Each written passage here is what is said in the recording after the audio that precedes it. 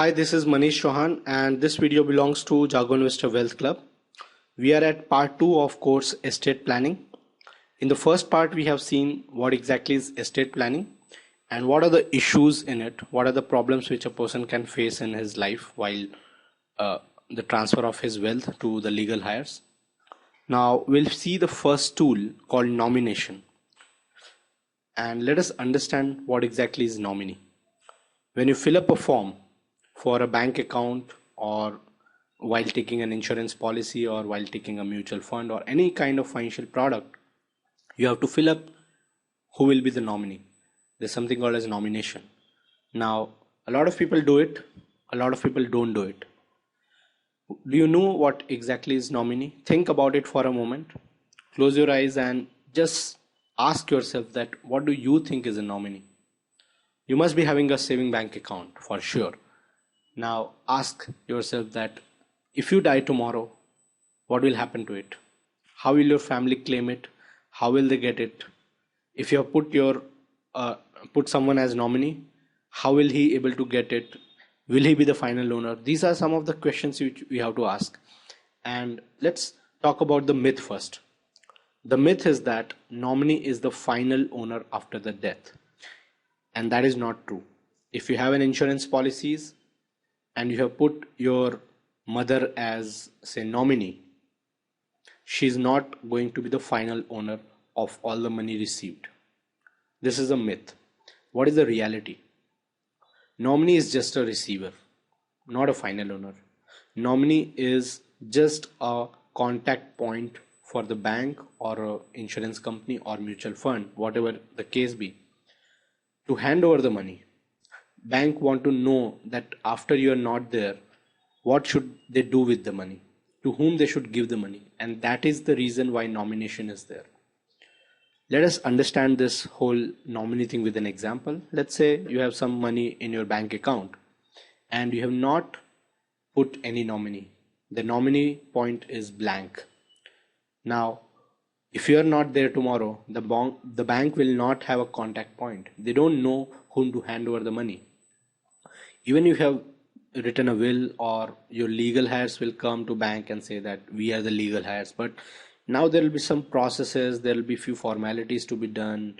They have to produce different kind of documents and all. That's a totally different topic, and we'll see that. But the point here is if the nomination is not done, it will create an issue. It will cost some time, unnecessary time will just go off. So now, what if there is a nominee? What if there was a nominee? In that case, the bank can just hand over the money to the nominee if the nominee produces the death certificate and completes a form filling. That's all. And maybe a little bit more. But the process is extremely smooth in that case. So make sure that in all the financial products you have, the nomination is correct.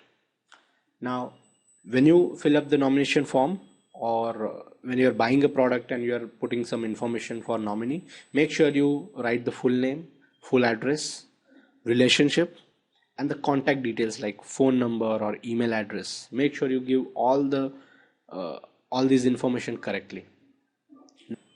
Now, let us see how to update the nomination. If you see this table on the left hand side, there are several different kind of instruments like saving bank account, bank fixed deposits, mutual fund, PPF, demat account, EPF, and several other things. On the right hand side, you can see what are the forms to be filled for updating the nomination. For example, if you go to bank account, if you go to bank to update your nomination, they will give you a form called DA3 to update the nomination. For a fresh nomination, there will be a form called DA1. In the same way, let's say PPF, in that you have to fill up a form called Form F. In post office, there is SB55 for different products under post office. In EPF, it is Form 2. In the same way, you can see that what are the documents required to update the nomination. If you just contact the AMC or your insurance company or the bank, and they will provide you the right form. Don't worry about it. This is just for information purpose. Now, do you know that if you're no more, what will be the procedure or what are the documents required by your legal hires or your nominee to claim the money. If you have a saving bank account or insurance policy or whatever, and suddenly you are not there in the world, they can claim that, but there is a procedure to it. There are some documents they have to fill, and let us see that case. First, we'll see a case where nomination is present. In that case, the nominee has to go and fill up a claim form. The bank or AMC or insurance company, whatever is in question, they will hand over a claim form. The nominee has to fill that. He has to produce death certificate and he has to produce ID and address proof. These are the three main documents which will be required for sure, and there can be one or two more documents depending on the financial product.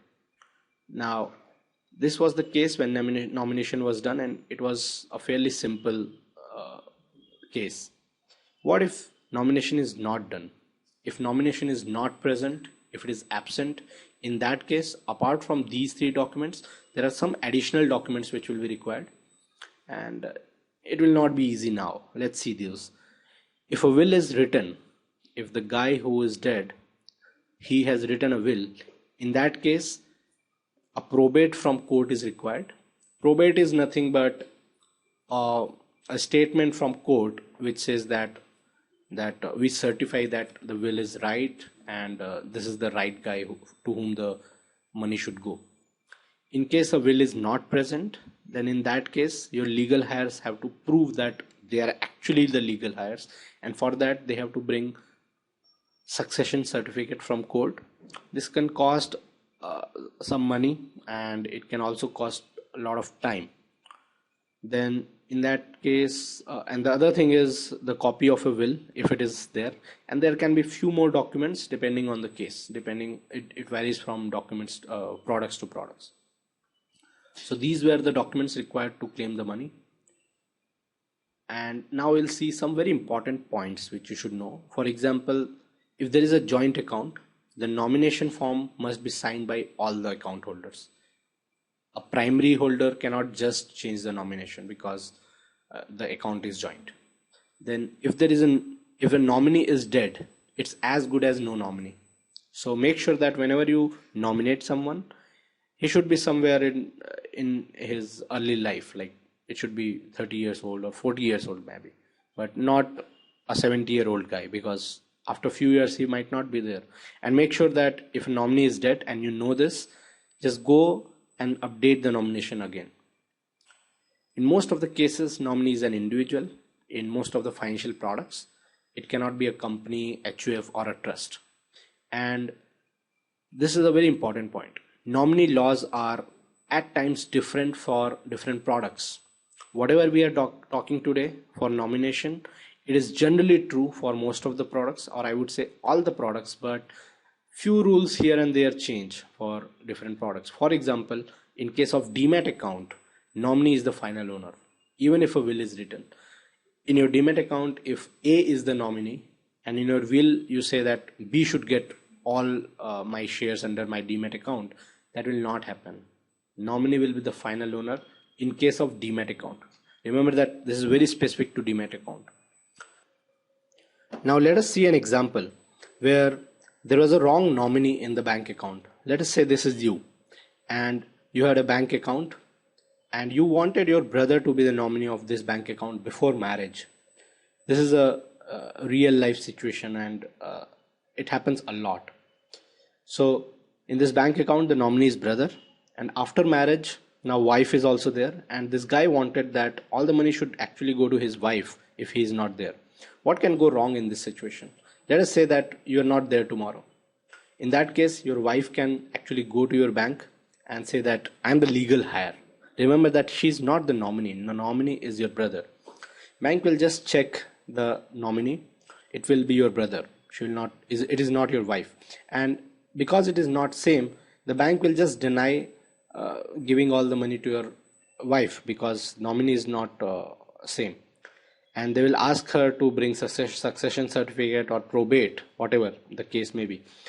Meanwhile, your brother can just go to the bank. He can produce all the documents required, and the bank will just check that, okay, this is the guy, he is the nominee, and they will be very happy to just hand over the money to him. Now, legally, the wife is entitled to get all the money, and his brother is just a nominee, so he is just a receiver. He should not be spending the money. But what if he just spends all the money? He just buys something, he just buys a house, let's say. In that case, wife will have to just run around here and there. She will have to file a case against him that this was the money which belonged to me and he has spent it and I should be getting back the money, and all sort of problems will start happening. So this all could have been avoided if the guy just updated the nominee from his brother to his wife. So now I think you have got a very clear understanding that what can go wrong through this example. And I hope that you are very clear after this second part that what you should do in case of nomination. Now we'll move to the third part, and in that we'll see that how to use joint accounts for wealth passing. Thanks a lot.